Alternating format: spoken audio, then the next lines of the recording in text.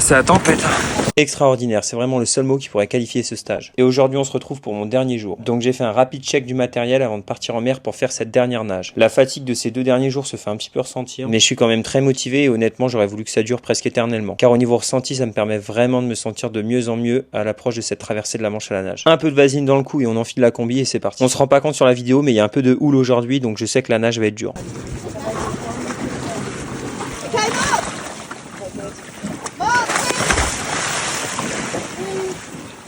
Si vous observez, on voit bien que les remous me font remonter, redescendre. Et j'ai souvent des moments où j'ai la tête qui se recouvre un peu d'eau. Et honnêtement, ça donne un peu le mal de mer, mais j'ai même appris que certains nageurs se mettent des patchs derrière l'oreille pour contrecarrer ça. Après 1 heure de nage, on devait rentrer, le bateau bougeait comme jamais.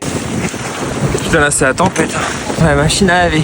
J'ai nagé qu'1 heure aujourd'hui car le reste de la journée était consacré à une session de questions-réponses pour comprendre comment allait se dérouler la traversée de la Manche. Il faut comprendre qu'en plus de la nage, il y a tout un côté très technique à maîtriser. Tous les facteurs sont à prendre en compte, le vent, la marée, la température de l'eau, le pilote, le bateau. Bref, c'est vraiment hyper compliqué. Mais heureusement, le pilote est justement là pour se charger de ça. Et moi, mon boulot, ça va surtout être de nager, de tenir le coup. Mais il est quand même également important pour le nageur de comprendre tous les facteurs à prendre en compte pour garantir le succès de la traversée. Bon, maintenant, retour en France. On continue la prépa et abonne-toi pour suivre l'aventure.